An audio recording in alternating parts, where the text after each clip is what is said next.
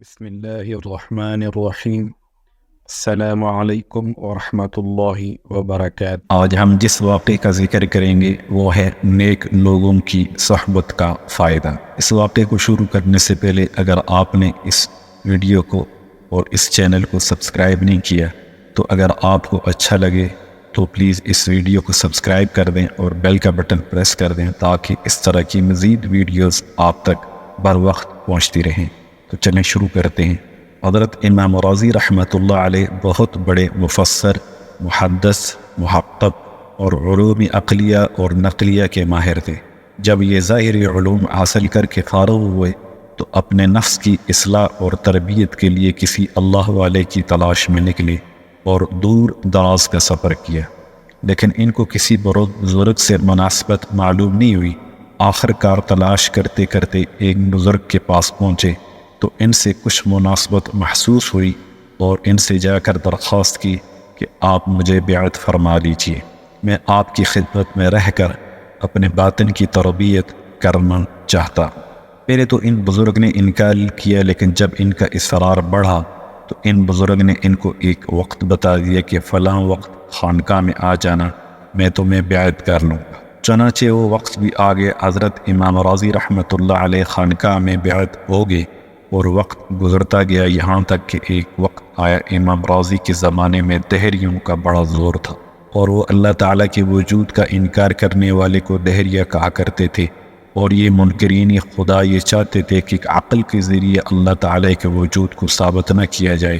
امام راضی رحمۃ اللہ علیہ کے پاس اللہ تعالیٰ کے وجود کو عقل سے ثابت کرنے کے 100 دلائل موجود تھے۔ جب کسی دہریہ سے مناظرہ فرماتے تو 10-15 دلائل کے ذریعے ہی وہ دہریے گائل ہو جاتے تھے، یعنی کہ ان کو شکست دے دیا کرتے۔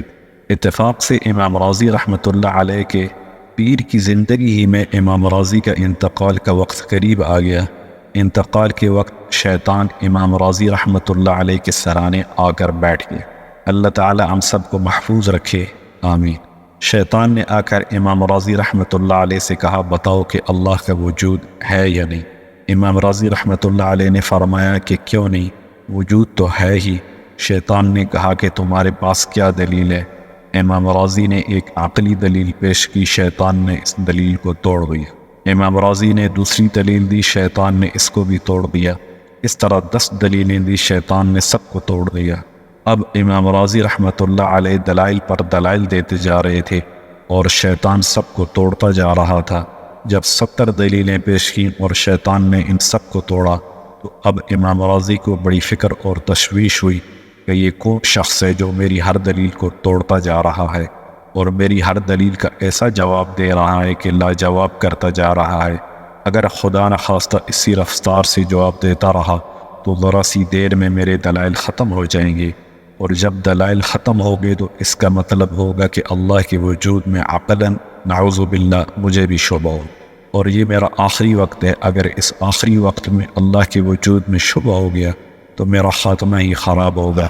چنانچہ امام راضی رحمۃ اللہ علیہ یہ سوچ کر اور پریشان ہو گئے، یہاں تک کہ آپ نے 99 دلیلیں دے دی اور شیطان نے 99 دلیلیں توڑ ڈالی، اور امام راضی رحمۃ اللہ علیہ پسینہ پسینہ ہو گئے۔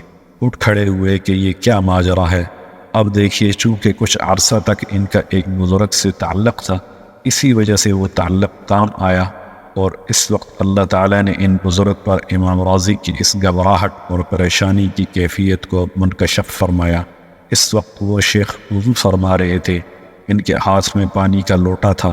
اسی حالت میں وہ لوٹا انہوں نے زمین پر مارا اور کہا، اے راضی، یوں کیوں نہیں کہہ دیتا میں اللہ تعالیٰ کو بغیر کسی دلیل عقلی کے مانتا ہوں۔